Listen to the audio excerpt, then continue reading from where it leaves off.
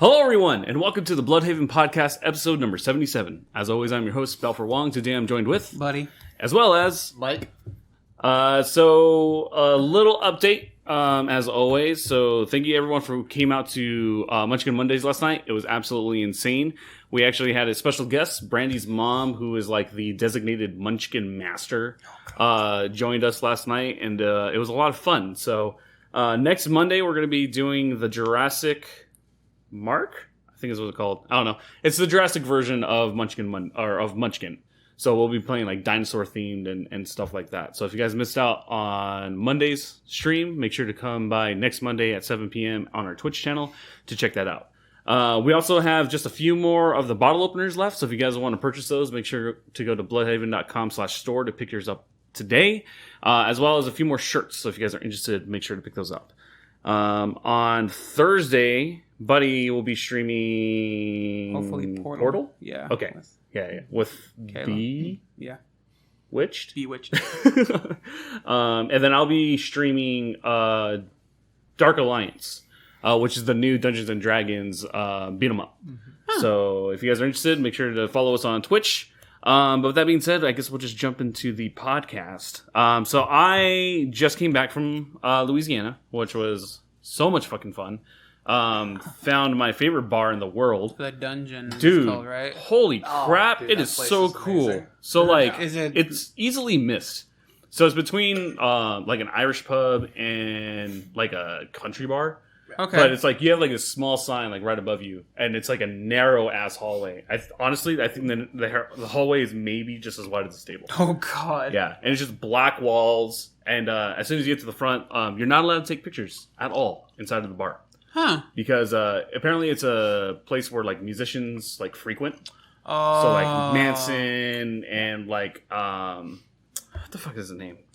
The guy from Ozzy Osbourne. Like all those guys. Then they don't want like it's sort of like their safe space sort of spot where they can chill, relax. So it's like there's like a mutual respect with like all the regulars there. Where it's like, hey, you know, this is so and so. Like, don't be an asshole, you know. But it was a lot of fun. I actually met a musician.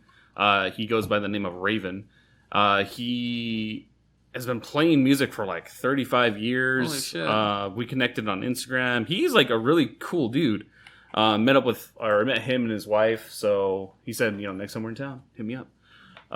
So that was a lot of fun. We were there for like maybe an hour, and like on the inside is like super goth, like skulls everywhere. Yeah. There's a fish tank and stuff. It was a lot of fun. If you guys are ever in New Orleans, go check out the fucking Dungeon, man, because it's super fun. And you heard it here first, people. You're not goth unless you have a fish tank. Truth. Very truth. Yes. You need a fish tank with a skull in it. Yes. One day we'll get it. Maybe that'll be like the company's like mascot. We'll just get a fish. A beta fish. Yeah. Christ. But with that being said, you know, I know, Buddy, you and I have talked about this a couple times about like travel and stuff. But like, what is everyone's favorite place in terms of like cities? You know, what is your favorite city that you've ever visited? That's a good question. I'm trying to like think deep in the archives. I think probably it's probably just gonna sound really weird, but it's not small town, but I remember Reno, Nevada at one point. Reno, Nevada. Yeah, it's just because I lived there for a little bit when I was younger. It just seemed very not like anywhere else. It, in a sense, is it like honky tonk or is it like no? Okay. No, it was just. I've never been to Reno. It was just more of just like, you know, you drive a certain amount of hours to either go to, you know, the Strip or just anywhere else, anywhere major, and it's just right there. Oh, okay. So, but really, it was just one of those things. I was like, this is nice. It was like a very large community.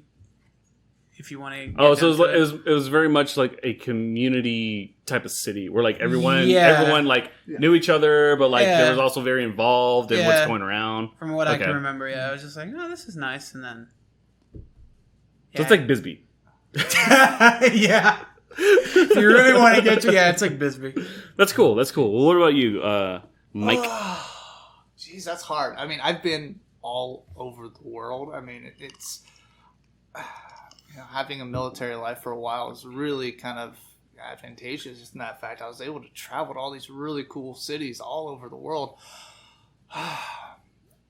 But still, I guess to this day, my favorite city has got to still be probably Mililani, Hawaii. Only for the biggest part, I mean, is that's where my family's at, where my mother's side of the family all grew up, and where my grandmother and them are still at. So it's home to me when I go there, visit. But it's not like the typical Hawaii that you think of. A lot of people think of Honolulu and the big bustling city, stuff like. It's more of the small, quiet, suburban, just little houses, but nice community. It's more quiet, so it's a lot more peaceful. So there's less craziness going on, but it's also in the middle of the island of Oahu, so you can go pretty much anywhere. It doesn't take too long, but it is definitely my place where I find my zen, where I can just go to and just recenter simply. It's just nice, and it's just a wholly different environment than anywhere else. It is just probably my favorite place. I mean, like, for me, I relate to that going to New Orleans, because this is actually my second time going to New Orleans. The first time when I went to New Orleans, I actually went for my cousin's wedding. And while I was there, I was like, this city's fucking amazing. Like, it's so, like, the people around you are really great. There's so much to do around you.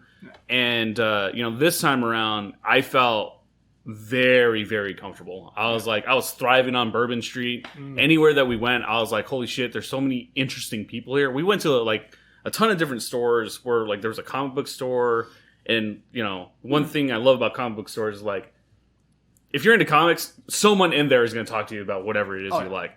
So it's like I can strike conversations with so many people there, whether it was about music, whether it was about art, and there's so much to do. I felt like it was a good medium of like the LA lifestyle, but in like with Southern hospitality.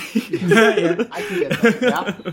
I don't think I've ever been to New Orleans when something major wasn't going on. Like, I've been there for Mardi Gras. Yeah. I've been there for some major event, and like I've always wanted to go to New Orleans when it's just nothing's going on. It's just normal. I can tell you, going to New Orleans on a Tuesday, there's always something going on. Yeah, it's like I mean, when I was in Mississippi during doing military training, that's what we did. We were in Biloxi, Mississippi, and we like had rented a car, and so like everybody pitched in and basically paid me to basically rent the car for the entire time we're there, and we would just like drive to over to New Orleans because it was only a few hours away. We're like, okay, let's go do it, and we were there constantly, but there was always something going on. You're just like, always something going on. What is this? Whether it's street performances or like a bigger event, it's insane. I think that's why I like it. Like, I'm a busybody, I have to constantly be doing stuff. I always have things going on. So like when we were down there, I was like, oh my God, everything's so shiny. I want to do it all.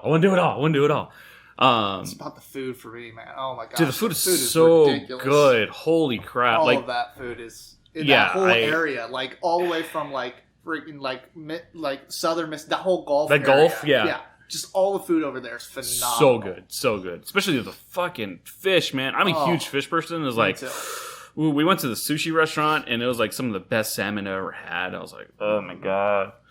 But yeah, dude, fucking New Orleans. Like, honestly, like I cannot wait to go back. I'm very happy that B's family lives out there, because now we have places to stay.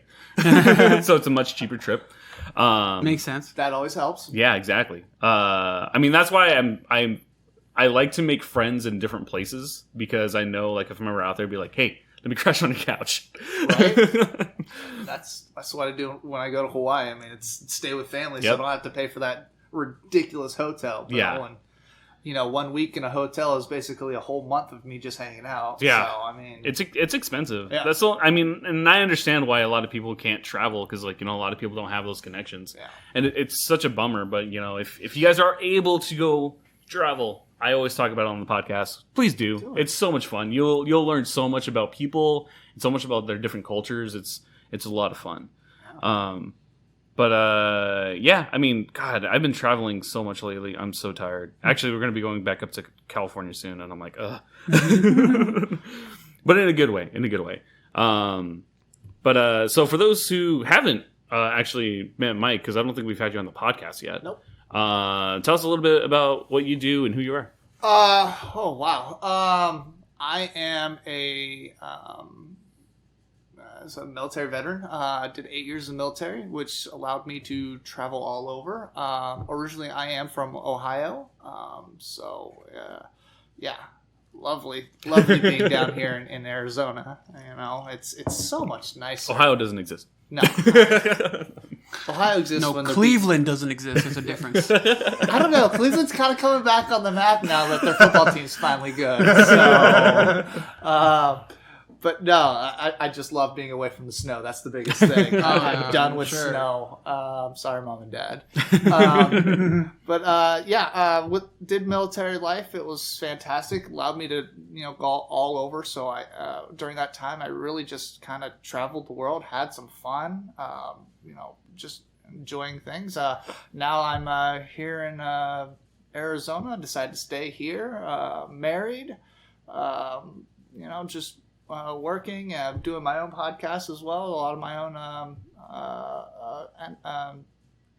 entertainment stuff. Mostly centered around Disney. That's pretty much where I do. That's kind of my my big thing, and that's just having a lot of fun with it really right now, and that's. That's how me and you reconnected is because we started the Villainous board game videos and found the mutual love for Disney between the two of us. So for your podcast, because I know I haven't really talked to you much about it, but you've been busy traveling. Yeah, I know. I've just been so nuts. But do you have a general date of when your first episode's going to launch? That should be out probably within the next week or two. Okay. I've been unfortunately got some health issues that do kind of slow me down from time to time. So when I'm just not feeling great, there's just even when I have a free day, I'm just like I'm just not doing anything. So. With those issues, I'm hoping to get to the point where I've got enough content done to where I can just start finally getting things out on a schedule and just publish it. Yeah. And that way it just kind of sticks to that schedule, and hopefully I won't be off schedule too often, but with being sick at times. I'll tell you, as a producer myself, it will get crazy. There will be times where you miss your deadline, and unfortunately, that's just kind of the the rules of the trade. For those who don't know, I posted a blog post 2 weeks ago, last week. Yeah. And so we're actually revamping our production and kind of upping the production value. As you can tell, actually, with the video podcast, it's much different than what we've had before. And because of that, we always want to make sure that you guys are enjoying the best content. And because of that, there will be stuff that's going to be a little slower with the production schedule. So within the next 2 weeks, you guys will be getting some new videos. So, for those who are asking, there's stuff coming out. I promise you. Patience, Padawan. Yes. And trust me, I strongly believe it's going to be worth the wait. So don't feel bad if it ever happens. I mean, it is just part of the trade. Yeah, and even when I'm slowing down, it's kind of fun because it allows me to kind of reevaluate kind of the direction and of way things are going at times too, and to go, you know what, that was kind of cool where I was doing that. So I kind of want to, that idea that I was originally leaning toward isn't kind of working, so I want to go in this direction now. So, I mean, it's kind of fun. It's fluid. It changes, and kind of that's the point of. What my whole podcast and everything will be about is I want people to talk to me. I want to kind of allow it to be fluid to where we're talking about what people want to hear and, their inputs and, and allow them to be part of the discussion and input and, really kind of feel like they're involved. A lot of times people are like throwing comments, stuff like that, but they don't feel like they're involved with the creator at all. I want people to feel like they're a part of the family. They're involved. And a lot of this is leading up to, of course, as you talk about travel and 3 months now, I'm going to be over in Disney World October for the 50th anniversary. So that's what a lot of that is leading up to right now is just getting ready for that. Going to be doing some live streaming while over there, which I haven't done that yet, so that'll be interesting.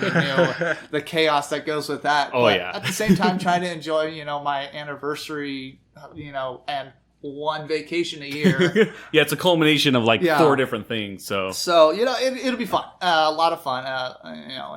And Mario will actually be there at the exact same time. One of yeah, our like other friends. how did that serendipitous? happen? Like Like we just met here, started talking about Disney stuff, and all of a sudden we're both going to be in Disney World at the exact same time. Yeah, so weird. That's so weird. So it'll be a lot of fun. He and I are going to do some fun stuff while we're there. So I'm excited about it. That's awesome. But here in a couple weeks, I would definitely say probably a little bit closer to 2 weeks. But of course, I got the blog, the website, and everything else running and doing that at the same time. So I can always type stuff out when I'm... Yeah, so for all that stuff, where can people check that out? So if you basically go to www.thedisneydadofficial.com, that is my website. You can find that. Find me on the Disney Dad on Facebook, there, Instagram, Twitter, all the same thing. All the social medias. Yeah, all the same social medias. YouTube site, as I said, once that stuff starts up and running, we'll be able to get that link up and running, so you guys can just go to the social medias and find it real easy. Hopefully, when I get some traction and people actually starting to see it, I'll be able to make an actual name to where it's easier instead of USRP 5711. Yeah, we've all been there. So we'll have his descriptions and links to all of his social medias in the description. So don't feel bad about that. But Disney, man, that's a thing. Yeah, Disney is. You've been to Disney World. Yeah. What was your experience with Disney World? Well, I think the second time, I think it was, or the first, I don't remember. It was one of the things where it was during the holidays.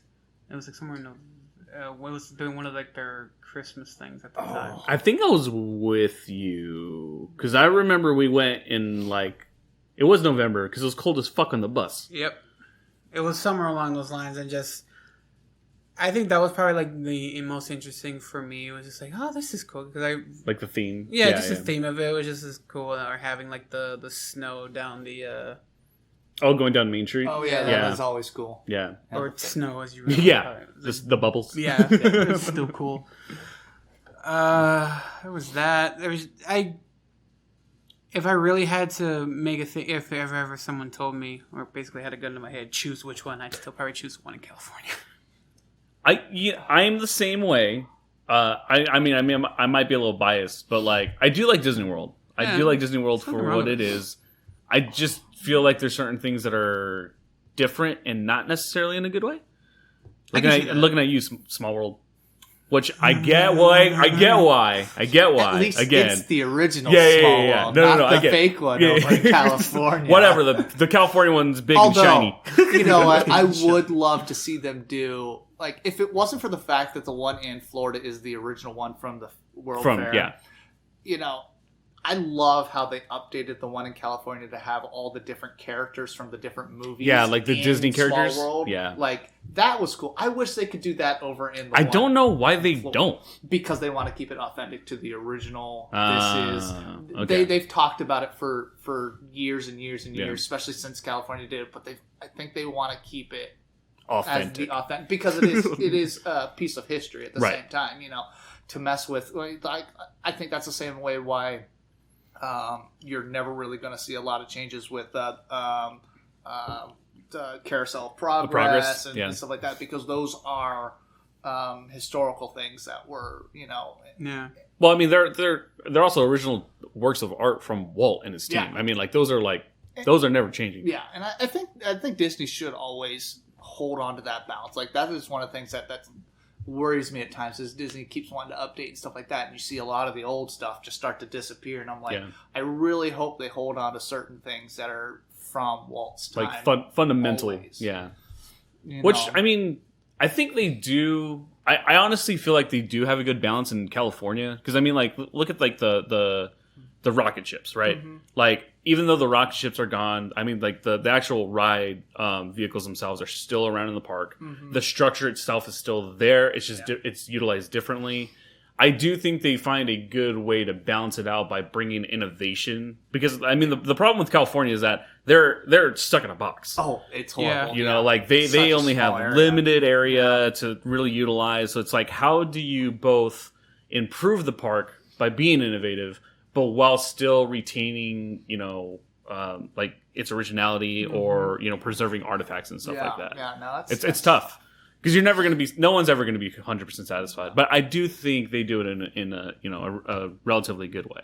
But going back to Disney World, what was your favorite ride at Disney World? Probably the dinosaur ride. Oh, yeah. That one's cool. That was fun. I just was a little terrified because like this is, and I was fucking what, 17? 16, 17? 16, 17, right around there. It's like, this is I was like, I should enjoy this halfway into the ride. I want to piss my pants. It's not even the same ride since then. No, it's not. It's a brand new ride since the dinosaur movie came out then. Yeah. He saw the original one with the Triceratops in the beginning, or with the Stegosaurus, and now it's all centered around Aladar and the what are they called? What are the weird? No, which ones? It's like the spiky ones, right? What are they called? The carnivore one. Yeah. What's it called? Yeah, it's a carnivore. Oh, carnivore. Yeah. Yeah, no, it's really cool. I mean, gosh, as I get older, though, I can't go on that ride very much anymore because, man, it gives you whiplash like nobody's business. It does. Oh my goodness! Yeah, it does. But it's a great ride. But it does feel like a Jeep. It does. That's the one thing, because so for those who don't know, the ride system that they use for that ride is the exact same ride system that they use for Indiana Jones in California. But the way that they designed those specific ride vehicles is to have the feeling that you're actually in a four-wheeled Jeep, and it's super authentic. And I didn't realize it's super authentic until like a few years ago when my uncle got a Jeep and he took me off-road, and I was like, holy shit, this is just like Indiana Jones. It is ridiculous. But one of my favorite aspects about those rides is because it's a hydraulic system, every time you ride it, it's different. So like there's certain points that are specific to the ride, but it's almost almost different like every single ride. And so it's different every time you ride it. If you sit in a different spot in the ride, you get a different type of experience. So it's cool. Yeah, I wish there was more rides that were like that, because I've been watching a lot of like coaster and like amusement park stuff, and like I really wish that there was a little bit more innovative like motion to different rides. Like, I know Disney's doing really good about like the trackless stuff, which I think is interesting. But like, I wish there was something more thrilling, I guess is what the word I'm looking for. Well, whenever they get Guardians of the Galaxy done, I guess. Oh yeah, never. Salty about that being there in October, not gonna get to see it. It's fine. You know you're gonna be going back anyway. I will. I'll probably go back before the 50th is even over. Like, probably. They're doing it 18 months for this whole big thing because of the whole coronavirus. They knew they weren't going to get everything done in time, so they extended it. Don't they do that for all the big numbers? Normally they do it only about 12 to 16. Oh, okay. Because I remember when Disney did their 60th, the Diamond was there for like 18, almost 19 months. They did. They had a lot of things up for a long time, but they weren't doing all the same shows, all that, like a lot of the stuff had already started to revert back. I think the only time they went a full 18 months was for the 50th over in California. Yeah, that was fucking cool. That was cool because for those who didn't get to experience the 50th at Disneyland, it was the Golden Celebration. Yep. And they did this cool thing where every single ride in the park had a gold vehicle. And at the time, Disney's California Adventure was a very different park.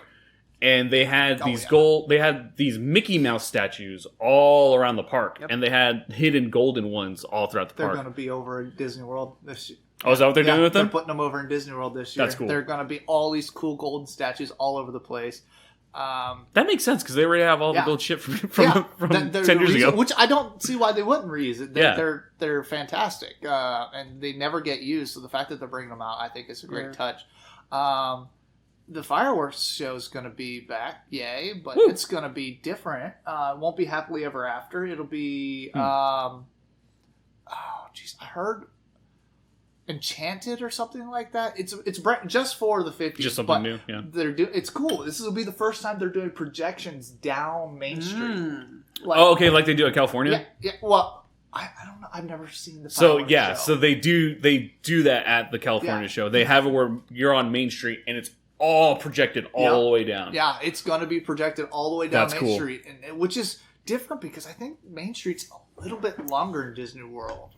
It's A wider. little bit. It's Yeah. wider. So I'm curious to see how they're going to do that. Yeah. And of course it's going to lead all the way up to the castle, and I know the courtyard is a little bit bigger over in Disney World. Yes, that so central circle. That's going to be really, really interesting to see how they do all that. But it's cool. I mean, Enchanted, it's going to be cool. The iridescent, that's the color for this one. Iridescent, I don't understand it. I don't know. But I think it'll be really interesting. I've loved Happily Ever After, that new show that they've done, and I think it's fantastic. But to see something new would be really, really cool. Yeah, I think anything new at the parks is like, I'm always interested in something new. Yeah. I may not like it after I watch it, but I'm always interested. Oh yeah. I don't know if Disney's ever done a bad fireworks show, like one that just you hate. I wouldn't say hate, but I do think that their filler firework, like the shorter one, where they have to do, because I understand it because it's like safety reasons, but it's like I do feel like even that is kind of like meh. Like I feel like it's not worth even doing that. Yeah, no, I could see that. Yeah, but a lot of times they only have those filler ones for like if there's something else upcoming, like if holiday season's coming up and they have a big one coming, you know, so they can only do so much at that time. I'm actually interested mostly in that kind. Did you watch the fireworks when you were there? I don't think we had time to watch the fireworks. Yeah, we did. Did we? Yeah. I can't fucking remember. Yeah, we did. If it wasn't for not the first time, the second time I went around, we actually stayed and watched the fireworks. Okay, I vaguely remember that first time because I was just not having a good time at all. I can see, yeah. Well, because like I was part of. Remember, like that group. Yeah. The group that was like Ashley, Michael. You know what I'm talking about, right? Yeah. Like, because I was part of that group, like, Sherry was always like, where the fuck are you guys at? What are you guys doing? Blah, blah, blah. And I was like, we're just at the fucking park. Like, let us enjoy the goddamn park. Yeah. That was the most annoying thing for me. Because, like, growing up, whenever I went to Disneyland with my mom, as a teenager, there'd be times where I was like, hey, can I just go to, like, Tomorrowland for, like, a few hours or whatever? And, like, we would just do our own thing for a little bit. Yeah. But it's like when you're going with a school, it's like, the chaperone is like, I need to know what time you're at. I need to know where you're going. Blah, blah, blah. It's like, I get that. You're trying to be, making sure that the kids are all right. But we're in fucking Disney World. Where are we going to go? Right? We're inside an enclosed location. I think that's why I liked when I had Brian each time. Because he was Brian was the fucking best, He dude. was a little lenient, as long as you didn't piss him off or, See, that's what in Ohio we always went to Cedar Point. So what we always did was it was for like all like the super smart math and physics people and stuff like that. So we got to go for like those special event days, and we had pretty much the coolest people. They were like, "Okay, check in with us once an hour." Like, and that's super chill. Yeah, they were like, "We'll be right here. Just come check in with us." So we had one person that we had a buddy we had to stay with the whole time, but that was basically it. Yeah, with ours, it was like I had to be stuck with Ashley, Michael, and I think it was Alex. I think that's his name. So it was 4 of us that were stuck the entire time. Yeah. But what pissed me off was like, all right, we have cell phones. Let's just fucking call each other and be like, hey, are you okay? Yeah, all 4 of us are here. We're fine. No, we had to go back to the fucking front of the park every fucking hour for Sherry. Not Sherry. Was it Sherry? Yeah, Sherry. Jesus. Every fucking hour. And I'm like, when you're in the fucking Magic Kingdom, if you're like at the far left side of the park, you have to walk all the way to the front of the park. If you're freaking in like Adventureland, yeah, you're basically you got on a ride, you got off, and you have to go ahead and just start walking back to the front. Yeah, it sucked. It sucked. It was horrible. And I can only imagine being stuck in a line queue the entire time, and then getting back and being yelled at because you didn't check in on time. Like, I was in the queue. What am I gonna do? No, well, what pissed us off is like I think we were in line for Big Thunder. We're in line for Big Thunder. And she was calling us. And I'm like, this should be enough. This right here should be enough. The fact that you're calling us. We shouldn't have to go back to the front of the fucking line. Yeah, like, god damn it. At least with Brian, it's like at least have, if you're gonna do you guys' own thing, at least to still have someone with you. Yeah, exactly. And just text me. And I was like, cool. You lucky son of a bitch. But we always made sure that we always had to make sure the person who could spell properly messaged him. Which is stupid because all they had to do was ask a Disney, like, I don't know if you guys, did they if you guys would have just gotten me a little extra and got the magic bands while you were there, I don't know if they were. They did not have the magic bands back then. Yeah, they didn't have this before the magic magic bands. This was like, which is weird because magic bands have been a lot. They've been around for a while. There. Yeah. Man. It's been around for a while, but it was like a few years before the bands came out. Yeah. We had Wait. the little. Are we talking like paper fast pass? Yep. Yes. Oh, geez, yeah. Okay. Yeah. Back when fast passes were cool. I'm sorry. That's the one thing I fucking hate about Disney World. Their fast pass system sucks. Yeah, it kind of does. So one of the reasons why I say that is because for the fast passes, you can only have 3 fast passes per day, and it has to be within a certain region. They did change that. Did they? Yeah. Thank God. So what it is basically they send you when you start your trip. Mm-hmm. They'll send you like, okay, you get 3 fast passes, so you can use your fast passes. But what they don't tell you is, as soon as you use your fast passes, you just go to guest services and get more fast passes. So they'll just keep giving you unlimited fast passes all day long. That sounds so inconvenient, though. Why don't just put that in the system? It's a way for them to kind of limit people, using it all the time, and basically kind of how they control their queue system. Because also at the same time, they're so close. Basically, when they run their fire code, they're so close, so they actually have to part of their numbers account for having X amount of people in the queue lines at one time, right? For their fire code. So, but I thought that was the whole point as to why there's certain times for the fast passes. Though. Well, that's why they there's no time for them. Like, they have time slots for them. So basically, you put in your time slot for your fast pass, right? Which they're like every 15 minutes, anyways, or whatever. So like they block it off. But basically, that's why they only tell you, okay, you only have 3 when you show up. Yeah. And so people space them out. So basically, they're assuming that you're going to be in line for the rest of those times, or you're going to be in the stores. It's just so weird to me that like they set that up because, one, Disney World's so much fucking bigger than Anaheim. Oh yeah, so much. But like the fast pass system in California or at Disneyland, I mean, it works. Like, so I don't get why that didn't translate to Disney World in a better fashion. I don't know. My thing is just, it's like, because like the way with the 3 fast passes, right? Yeah. Say you wanted to go on multiple rides and set it up, but if you have one fast pass for a ride that's in a certain region of the park, you cannot get another fast pass for another ride in that region.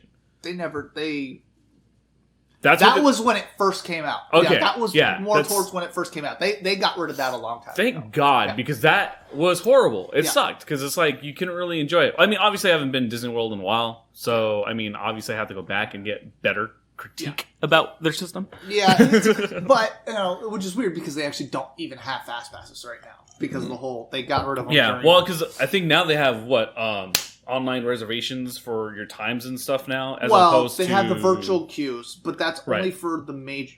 Right now, it's only for Rise of the Resistance, because it's such a ridiculously popular ride that they have to...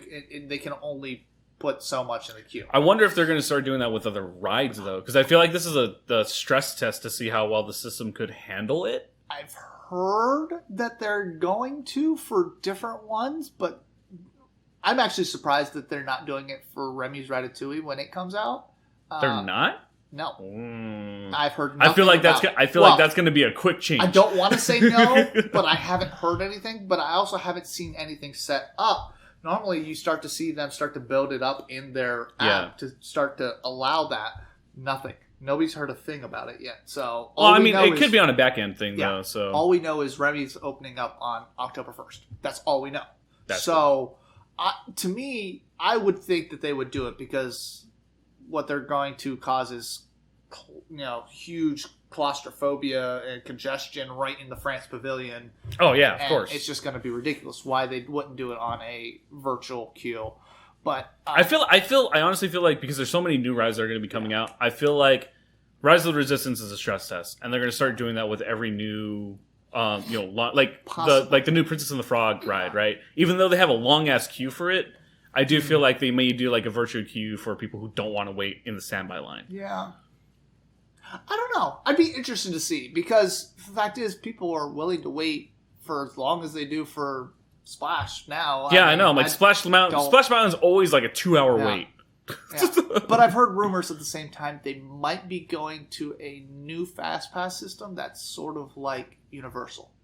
You pay to have fast passes. I don't like that. Well, no one's gonna like that. I don't think a lot of people are gonna like it, but it's going to be one of those things where they're knowing Disney. If they do go that way, it's going to be expensive as hell. Oh yeah. But it's going to be one of those things where it's going to be worth it to pay for it. Not everybody will be able to pay for it. Yeah, and I think that's the problem. But those who do it, it's going to be worth it for them because they're just going to be going right through. Yeah, I don't know. Ooh, I feel like that would be a huge, like, very controversial decision. It's going to be interesting to see, but it's one of those things that Disney got rid of, so they're rethinking how to bring it back. Same thing with the annual passes. They're revamping the annual passes. Yeah. I'm actually really happy what they're doing with how they're going about the annual pass because, I mean, that's been a huge problem at the parks. Sorry, this is a totally conversation that you're like totally out of the loop on. Hey, perfectly fine. Please continue. No, I mean, it'll be interesting to see how they change these things up, but... We'll have to go to Disneyland sometime. That's all I'm saying. Company trip? I've never been to Disneyland. Company trip? Let's go. I've never been to Disneyland. Dude, you got to. Because you're such a big Disney fan, you have to go to Disneyland. I mean, most of my life I've lived... I mean, this is the longest I've lived anywhere. I mean, Arizona now, 10... Officially 10 years, but I've... 12 years. Somewhere around there.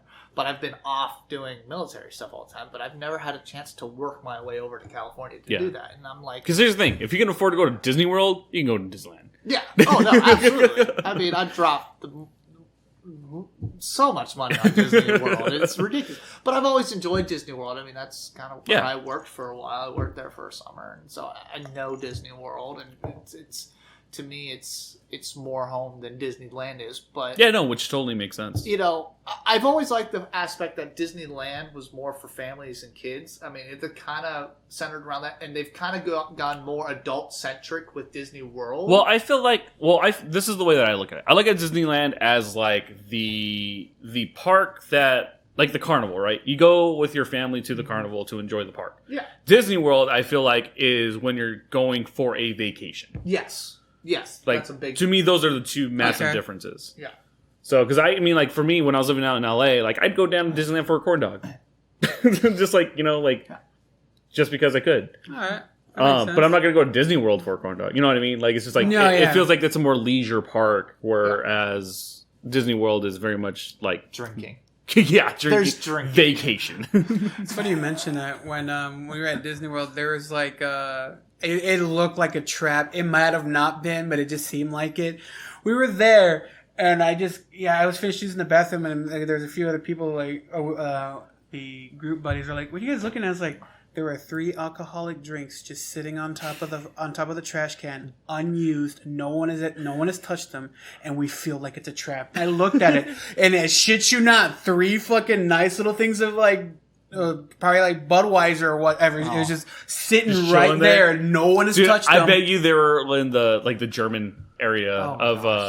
I don't know, might have, but I was like, they were just right there, and I looked at them going, "It has to be a fucking." You're like, this can't be real. Because part of me was like, "Do I really want?" If there are mixed drinks, I'd be like, I guarantee there's probably blue curacao in those mixed drinks because Disney doesn't make anything without blue curacao in it. Yeah, that's the way we live here. But no, oh my goodness, that's the cool thing. Like going to, like. I spent a lot of time in Epcot when I worked there because it was one of the parks that I basically worked at exclusively. And going to the Germany Pavilion was so cool. But now that I've actually gone to Germany, it's going back to the Germany Pavilion and be like, okay, now I'm going to test the beers out and see what the difference is. They actually do an amazing Pretty good job. They do a fantastic job. Actually in Ohio, they have a huge German community over there. So the food, I've actually been around the German food almost all my life. So that's normal. They do a fantastic job. Yeah, I will say Epcot overall does a very good... they do very well at showcasing the different cultures, like the different regions. They do it in a very respectful manner while still kind of making it a little more American for like the American people. But like, you know, I do feel like if you're from that country and you come and check it out, like there is the sense of familiarity, but you are going to be like, the fuck America. Right? That makes sense. Because it's America, we have to be that little extra. Yeah, but it's okay, you know. But yeah, all things Disney. Well, I guess getting away from the parks, what's your favorite Disney film? Fuck. What's one of your favorite Disney films? Toy Story. Really? Yeah. You're a Toy Story fan? Yeah. Mostly because that's when I was growing up. That was the only movie I rented at Blockbuster. No one's gonna fucking know what a Blockbuster is either, huh? God damn it. Yeah, a lot of people We don't. need to play that game one of these times. The Blockbuster. Oh yeah, the game. Oh yeah, no, we do. We just need enough people to play it. yeah. It's That's the thing. They have that and the expansion that's right next to. I'm like, oh my, that's not. I have it. expensive. It's somewhere in one of these boxes. Oh my god. So, and I think it's right there. eventually, my mom was like, since I rented it so much, she eventually got it for me. I like how that was a thing back then, where like, like with video games and movies, where like we would constantly go back to like Hollywood Video or Blockbuster to just keep renting the same thing, and it got to the point where just parents were like, "Well, I've already spent like $30 in rental fees. Just buy the damn game." Yeah, no, that's pretty much how that it happened worked. with me with Tony Hawk's Pro Skater. Oh my god. Toy Story was definitely my little brother's favorite movie. You know what we should do one of these days? We should do a trip to the last remaining Blockbuster. Oh, the one that's in Like, where's that? It's like Utah Utah or something like that. No, Yeah. no, And they actually have a banner that says the last last Blockbuster. one. They even have a Blockbuster. Twitter I just account too. Yeah, Oh, it's so cool. it'd be fun just for the That'd be novelty fun. of Just, it. Yeah, the nostalgia, because a lot of people just, especially if you were born, 2000? Yeah, Yeah. that's like the tail end. Tail yeah. end. You don't remember it because by the time you're old enough it's gone. I mean, rental stores are like very seldom in general. Like there is one place here in town that's still there's a video rental store right off of Valencia and Casa, yeah. Casa Video. Casa Video. Yeah, Yeah, Casa del Video or something like that. Yeah. it's like right off of is it Nogales? I think. Nogales and Valencia or something like that. Yeah.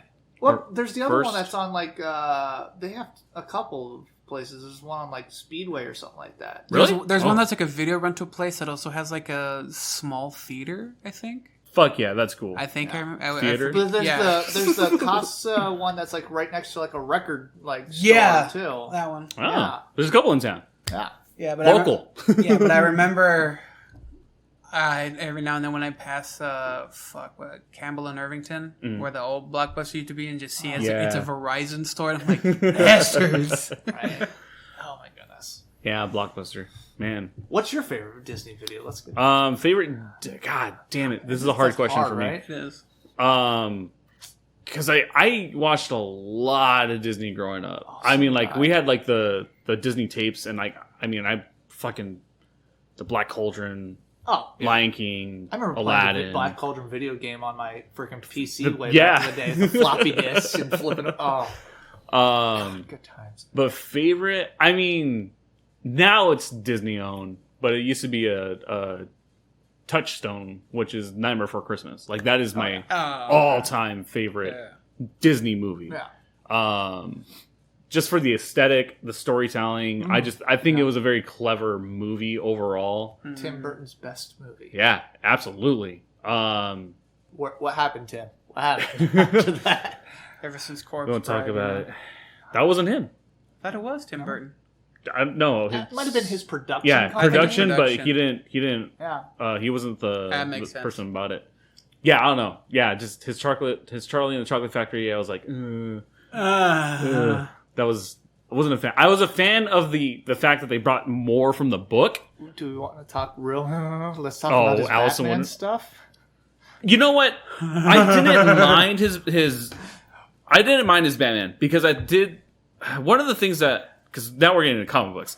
One of the things with comic books is I do like that they didn't. They were bold. Yeah. They were bold and they Oh changed. yeah. But I think they did it in a way because movies and comic books are vastly different ways of storytelling. Oh, very much so. And I do think that they got the essence of the characters, but obviously they also had limitations back then. Like they had a lot of limitations in terms of costuming and availability. So like, yeah, I think he did a great job for the time. Like I loved it at that time. Now I go back and I'm like, oh, that did not age. I do that with every movie, though. Yeah. Every movie. Like, think of all of your favorite films from the 90s. They are rough. Oh, dude, I've been going back and rewatching Disney movies, like, from the beginning. I'm just going... Yeah, like, it's... You can understand the charm for what it was then. But it's like us as... Adults and consumers of media now. Right. There's a different expectation in terms of quality when we're watching stuff. Understanding the subcontext. Oh, yeah. Can you spell canceled?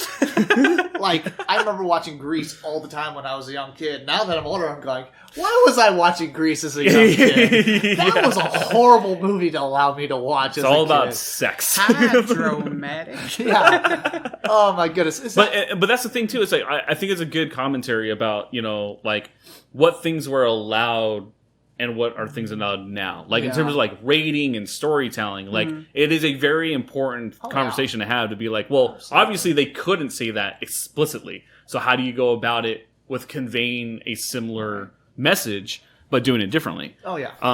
Because now it's totally different. So, I mean, like, people would be like, yeah, Michael Keaton was the best Batman. And it's like, I would never say that. He was a good Batman. I don't know if he was the best Batman. I would never say he was the best Batman, but, for what the movie was, I thought he was great. Yeah. For me personally, I thought George Clooney was fine as Batman in, what was it, Batman and Robin? Yeah. With Arnold Schwarzenegger, because of what they were making. Like, I just think the context of when you're talking about something is like, because it's incomparable. Like, George Clooney's Batman and Michael Keaton's Batman are incomparable. What about Val Kilmer? Val Kilmer, I think, is the most forgettable Batman. Unfortunately, he was okay. I think he was a decent Batman. Don't get me wrong. I thought he was but he's good, but he's definitely very the most unforgettable because okay. I think everybody looks at it because he's so tailored to the Michael Keaton Batman. Yeah. But he didn't really give his own performance. Yeah. Like, that's basically what it was the Michael Keaton Batman. So that's what everybody still thinks of. But, but he did a good job. It's... I don't think anybody who's ever played Batman has not done a good job with what they're given. Yeah, and that talks really about the director. Yeah. Because here's the thing, for those who don't understand the way the movies work or whatever, if you don't like an actor in a film, 9 times out of 10, it's because you didn't like the director. Yeah. Because the director or second assistant director is literally there to direct the performance. Or the production. So whatever you are seeing an actor do, the director is greenlighting that specific performance. A lot of times it's not the actor's fault. Look at, what's her name? Kirsten Stewart, right? I don't think she's a bad actress. She's not. Now that I've seen a lot of her different movies. I did think she was a bad actress when I first saw her in Twilight, because that was the only major thing that I saw her in. Yeah. But I still don't think she's a great actress. No, I don't think she's a great actress, but I do think she's a good actress. No. I do think she does deserve the roles that she's been given, I guess is a better way to put it. I think stepping away to the indie circuit has really helped her broaden grow. her. Yeah. Absolutely. But, again, art is subjective, but, I just feel like, I agree with you with the whole Batman thing. I mean, Robert Pattinson coming up. I mean, I'm excited for this. I think it's going to be great. I think it's going to be closer to a Batman than we've had in a long time. I think we're finally going to get a detective movie. Yes. Which, for those who don't know, Batman is a detective. World's greatest detective. Yeah, so that's what I'm super excited about. Detective Comics. I mean, that's literally what it was back in the day. I'm excited about it. You it's going to be darker, grittier in a way that's not so explosive in your face like the Michael Nolan versions. It's going to be definitely more noir. I think Sin City style of storytelling. Very dark, but very nuanced. With I think they're going to find a good balance. Yeah. Honestly, I think they're going to take the good and the bad from the Nolanverse and the Snyderverse and really find the balance between the two, which I'm totally okay with. Yeah. And again, for people who are bitching and moaning about it, like these are called Black Label movies. So essentially what they are is their own individual story. So like those who are complaining about the Snyderverse and all connecting to the Suicide Squad, forget about it. Just enjoy the individual story. It's a different universe, people. Yeah, not everything has to be interconnected. It's a different multiverse. They're all connected in some way. So put away your red yarn, you fuckers. Yeah. No, I think it'll be really cool.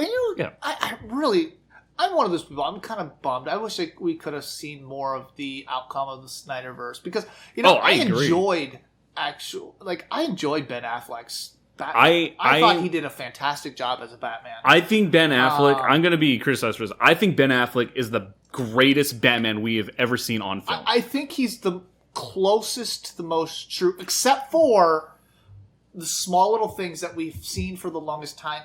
It's the one thing I think people give him the most disservice for is he was too standoffish as a Batman when it comes to like battle tactics and stuff like that. He was too, I'm over here doing things long, but when we've seen Batman up in everybody's faces the entire time, all these cool, martial arts and really going toe to toe with even people who outclassed him all the time. Well, he was able to still know how to go toe to toe with them. Well, that is the essence of Batman. Yeah. But he didn't do that and a lot of times it was all gimmickry, and stuff like that, which is still part of Batman. Yeah. His all of his tools and the stuff he was able to use, but he was a lot more, I guess to go into video games, he was the sniper, in video games. Which to me I feel was perfectly fine with the way that they set it up, because it's like, how do you, when you have Wonder Woman and Superman, right, literal gods, how do you then make a human interesting, right? And it's like the only way that you can really do that is really showcase the fact that he is still human. Yeah. Which is why, Batman vs. Superman gets a lot of shit, but I do think the scene where I do think the scene where he doesn't go save Martha really does showcase how much of a badass he is. Because when I saw that scene, you've seen it, right? Batman v Superman? Yes. But there's a scene where he takes out the goons, right? And as I was watching that, I was like, oh my god, I feel like I'm playing Arkham City. Yeah. I feel like this is Batman. And I think that's why I got super excited about it. Which is really what I thought of a lot of times was Arkham City, which I thought was really cool. Which I really wish they would make an adaptation. I'm kind of hoping that actually the new Batman with Robert Pattinson is going to be more akin to like the early Arkham storyline. Yeah. Almost. I mean, not so convoluted because there's they a lot everything, but still that feel and style I think is going to be a lot more closer to what and I think people are really going to enjoy just from what we've seen. So far. Just the trailers alone. I'm also curious of who they're going to have as Alfred if they ever show him, because Christian Bale had Michael Caine, Ben Affleck had Jeremy Irons. Dude, Jeremy Irons as Alfred was fucking awesome. Oh, I think he was great. Yeah. You know what? And people don't really talk about it all, but the guy who, I cannot remember his name, but the guy who played Alfred in the Gotham series, I thought he was a fantastic. Oh, absolutely. Oh, Alfred. Yeah. He played a younger Alfred, but really showed. We don't normally get the chance to see Alfred being that badass Alfred that he is. It's funny you mentioned that because I don't know if it was from one of the movies or from the series of Batman where he just basically Alfred just kicks open a door and just has a fucking shotgun. It's Gotham. It's Gotham. Okay. And let's be honest, Alfred is the real badass of Batman comics. Yeah, Absolutely. I mean, if it wasn't for Alfred, there's no Batman. Well, that was the thing for the Nolan verse that I didn't like. I didn't care for Michael Caine because. Reading the comics, right? Okay. Alfred does not hold anything back. He's one of the people that keep Bruce grounded. And he will tell him straight out when he's being stupid. Yeah. That's why I like Jeremy Irons, because Jeremy Irons would say little shit throughout, to Bruce, being like, well, I guess I'm the one doing this now. Yeah. Or be like, look, you're fucking drunk again. It's like that. Those are the quips that are very important to me as an Alfred, and that's why I liked him in Gotham, because he was very straightforward, but because Bruce was so young, he said it in a way that he understood. Yeah. But at the same time, showcasing his MI6 skills as being an agent, and so good. Yeah, and I thought he was. I thought the Gotham series was actually fantastic. I enjoyed it. I mean, they kind of lost track there in the middle for a split second. Yeah, then they kind of turned right back around. I have opinions about Gotham, but overall, I did enjoy the series. I enjoyed it as a different, or basically it was an origin series that went on way too long, honestly. Yes. But it was really fun to watch. I don't think we've ever seen Bruce Wayne as a kid before. Nope. And, kind of right after the death of his parents and what happens from that point. Now that I clicked in my head, it was one of the animated ones where Alfred was basically going off with a 12 gauge. Was it a movie? I think it was one of the animated movies. Yes. Oh, yes. I think it was the animated series. Yeah. And he just ripped. Like, I think somebody had kidnapped Batman. Or like it had something to do with like someone got in the cave or Yeah. whatnot, and he just basically just went ham Yeah. with a 12 gauge. Hell yeah. He basically just ripped everybody a new one on that one. That was awesome. Batman for life, baby. Team Pennyworth. But so circling back, because I answered mine, what the hell is your favorite Disney film? Oh, jeez. Well, okay. Animated movies of all time, it's Lilo and Stitch. Period. I'm a Stitch fan. I love Stitch. But it was also the first glimpse that we've gotten of Like Pacific Islanders type of stuff? non-American. Like, Okay. we Yeah. had Mulan, we had stuff like that, but really, we've never really kind of pushed away to other aspects of American life in a way that was different. And I think I think Lilo and Stitch is what kicked off the trend of Disney going off and really doing more other country, diversifying stories really started and stuff. to do that. But Stitch is just such a cool character. He's different. It was fun. That's just my favorite. Now, I would have to say my favorite non-animated Disney, because that's a whole other topic of conversation. I think still to this day is always going to be the Mighty Ducks series. Fuck yeah. Holy D2 shit. especially. Hell yeah. I love Mighty Ducks, but D2 was probably still the most iconic movie of my childhood. Yeah, I can And agree with I've that. watched that more times than I can probably. And actually, I went through and watched the entire new Game Changers. I still haven't seen it yet, but I want to. It basically kicks you right in the feels the entire time. Like, it has that right amount of, hey, this is new, we're doing new, but it's... Hey, Bombay! It's basically, it's how Star Wars Force Awakens should have done their work. So a sprinkle of nostalgia, but with something that's interesting. Showing you, okay, this is where the old stuff, kind of interconnects with it, and it lets you feel, especially when that theme music pumps in, you're just like, it's just so light in the background, you're just like, ah. But it had enough of new and interesting new things and allowing the characters to be themselves instead of just a carbon copy. Of what was. Of what was, it was really well done. It really was a good TV show, and it should be watched. Fuck, I forgot about the Mighty Ducks. God, that was Such a good show. As soon as he mentioned it, the first thing that came into my head, I don't know which, it may have been D2, but it was like, I feel like it had been from the Mighty Ducks. One of them was like a cowboy, cowboy. D2. Yes, D2. yeah, it's D2. Where he just fucking hog-tied somebody. That's what immediately came to my head. I was like, well, there we go. It's so good. And I was probably outside working on my knuckle puck more times than I can imagine. I did that more times. I probably broke more things than I should have. But That's awesome. No, that's a good choice. I think my favorite live action Disney film is the original Pete's Dragon. oh yeah, that's a good one. Absolutely. Fuck the remake. I was not a fan of the remake. Oof. Not a fan at all. Just oof. Okay, let's just go on that topic real quick then. Has Disney made any remakes that have been good? No. At all? I mean, I did like Mulan for what it was, but I don't think it was I couldn't get past Disney the enough. illogical points in the movie of Mulan. you mean like where the kid's just running on top of the roof for no reason? In the very beginning? Why did she strip off all of her armor and run back into into battle? the battle? Why? Yeah. Or Evil Witch confronts you. You basically spit in her face and tell her you're not going to join. Why wouldn't you kill her? You just let her go. Makes no sense. I'm not entirely sure. Aladdin and Dumbo have been my Aladdin. only two favorite live action remakes. I did like Aladdin. Aladdin was good because they did the right amount of the cartoon and the Broadway and put it together. I'm still pissed off they didn't do a giant snake. But that was a bummer. That was a bummer. But I thought that it was fantastic. But I love Dumbo. Dumbo, I think, is the only one where they've kind of another Tim Burton movie. Yeah. But they kind of took the craziness of the original Dumbo and kind of remade it to make it culturally. I also feel like they had a better chance to expand on it because I mean, Dumbo 1 is a short animated film, but 2 it's dated and there's a lot wrong with it. I think they did a great job of remaking it in just the right way, and they kind of like made it bigger. Yeah. Oh, absolutely. And I thought it was great. And Dumbo's cute. I mean, I think the problem is though is like.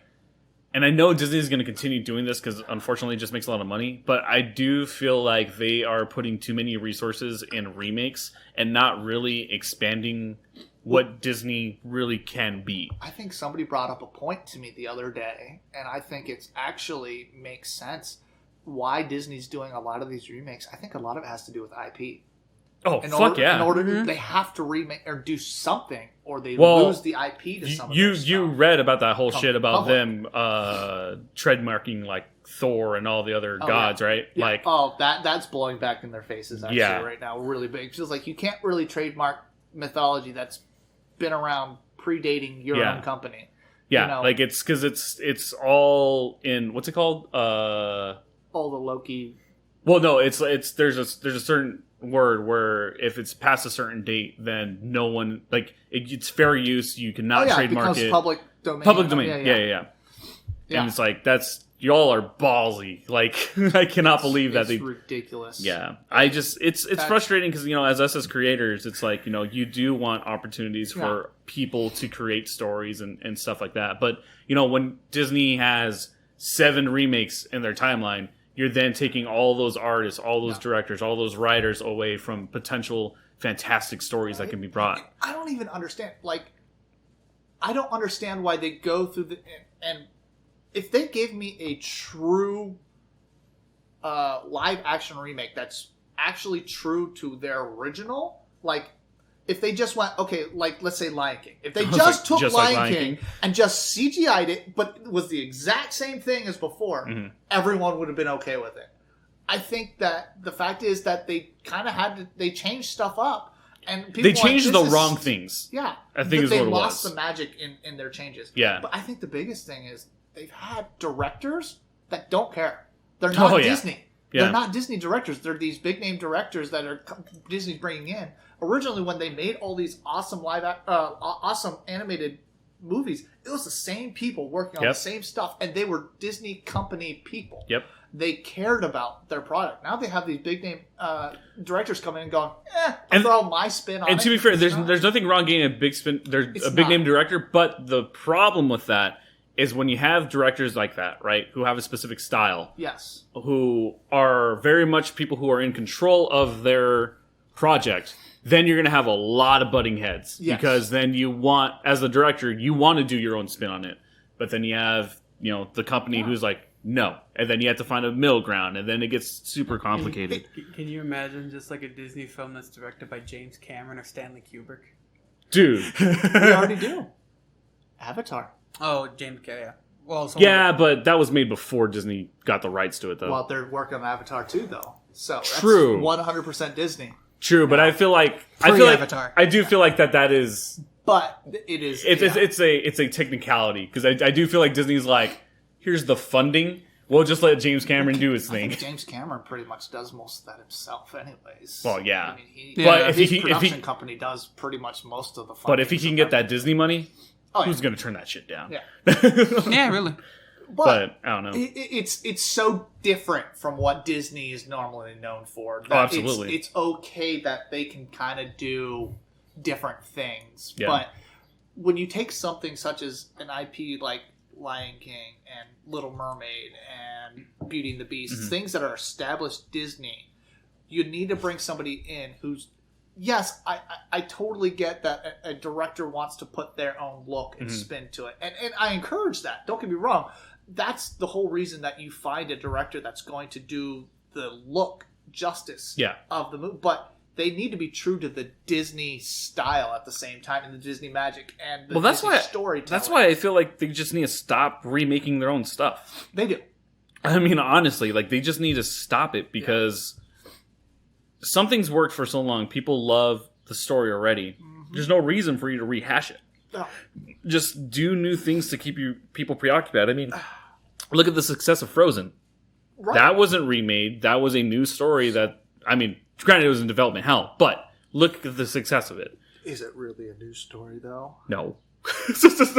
Looking at But- you, Ice Queen, Snow Queen, whatever, Hans Christian, all that. But I mean, that's just the act of storytelling, though. Well, yeah. You know, you hear things throughout the ages. You know, sitting at a campfire with your friends, people talk about stories. Right. It's just it's So, just the way it works. So then I guess that brings us up to their newest remakes then. How it's going to go off. You got Little Mermaid coming, Yeah, and then they just announced Snow White. yeah. I never thought for the life of me they would redo Snow White. The OG Disney princess, the first one, I never thought they were going to touch. Now look at him. But then they went, and I have nothing against the actress whatsoever. No, yeah, I have nothing think against the she's- people who are working on it. I've looked at a couple of things she's done, and she does a good job for what she does, and it's great. She's young, she's learning, and I think she has a long, great career, but she's not Snow White. yeah. I was like, the whole point of Snow White, and I feel like I get in arguments with people, but like Disney is actively trying to do diversity a little too much when this girl is supposed to be a straight up white girl, like super white. The whole point of her name is she's a super white skinned girl. No, I agree. And so you need to be authentic to that. Yeah, I think, and we've actually touched on this a couple of times too. Yeah.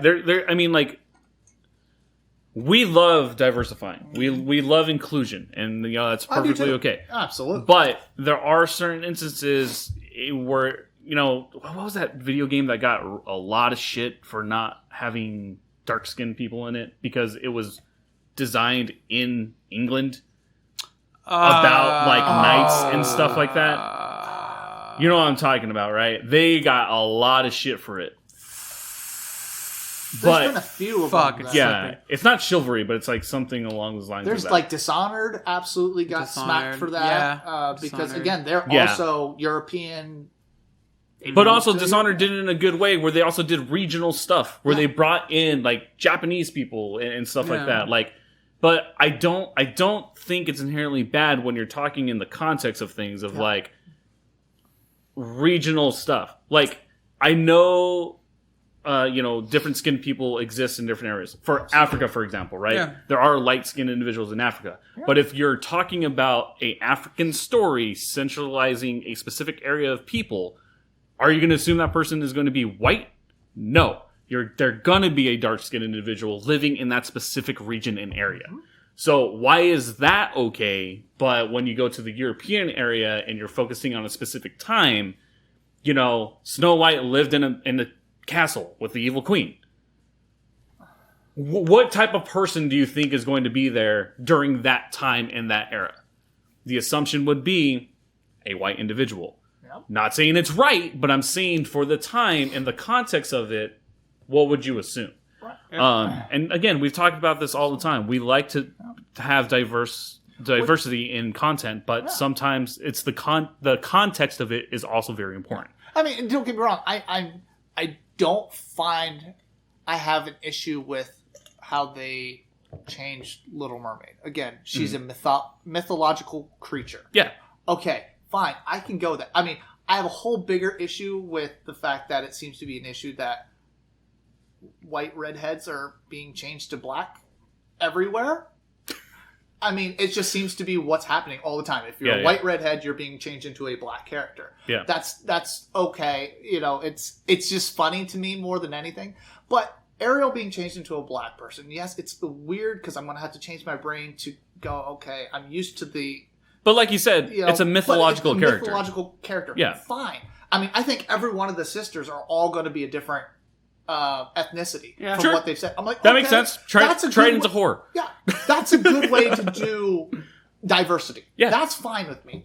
Whatever. But if you're taking as you said, a geographically historical location, and you're changing up and throwing somebody in there who doesn't belong, at that time point that you're trying to do the story, it doesn't work. Yeah, because I think, at least for me, as someone who enjoys content, there's a certain point of disbelief, right? Yes. And I do feel like when you're putting an individual who genuinely wouldn't be there at that time then takes away from that disbelief, because then you're just like, well, all right, I'm not really buying this story too much. And don't get me wrong, I hope she does a great job. You know, Oh, sure. I hope she does a fantastic. Nothing against her personally and her acting abilities and stuff like that. I mean, I'm always rooting for them to do My a good gripe job. is just Disney fucking stop making remakes. Just stop. That's That's the biggest thing. That's my thing. It's just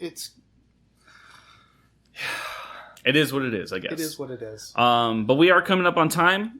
So as always, we are going to, I guess, give some recommendations for people to watch. So, Buddy, what movie and or television show do you have? It's a movie with James Franco. It's the Wizard of Oz movie he did. Dude, I love that movie. Yeah. Oz the Great and Powerful. Oz the Great. Oh and yeah. Yeah. That was. It has well done. Mila Kunis in it. James Franco, and I can't remember who else. Who's the White Queen? I'm gonna see. Keep talking about. I can't keep remember. Talking, Rick. Was it what's her name? I can't remember her name. It was so good though. I like it because it did something that I've never seen a modern movie do, where they shot it in 4:3 in black and white, and as soon as they got to the world of Oz, it went to 16:9 vibrant colors. They went right back to the original Wizard of Oz Yeah. style. Yeah. Which It Mila was Kunis, cool. James Franco, Michelle Williams. Oh, yeah. Rachel Weisz. Yeah. Good movie. Go check that out. Fantastic movie. I guess mine would be The Princess Bride. Go watch The Princess Bride. Always. That movie is so damn good. Classic. Yep. Mike, do you have I got one of each. So, as I said, I already alluded to it earlier. Mighty Ducks Game Changers. Fantastic. Disney fun, Plus? Disney Plus. Just Okay. a fun, I think, 8-episode TV show. Really cool. But also on Netflix, it's ridiculous right now, but Fatherhood. Fantastic movie. I have not seen That it. new but Kevin Hart movie. Have the tissues ready. Yeah. You will cry like a baby the entire time. Ugly crying, but it is a great, fantastic movie. All right. So yeah, go check out all of those shows and more. Let us know what you guys' favorite show of the week was. If you guys have any comments, please feel free to let us know. Make sure to follow us on Instagram, Twitter, and all that jazz. Make sure to go check out the DisneyDadOfficial.com for more of Mike's content. Make sure to subscribe to us on Spotify and Apple Podcasts. Don't forget to go to Bluhdhaven.com for more of our content. And we'll be back next week for a new episode. See ya.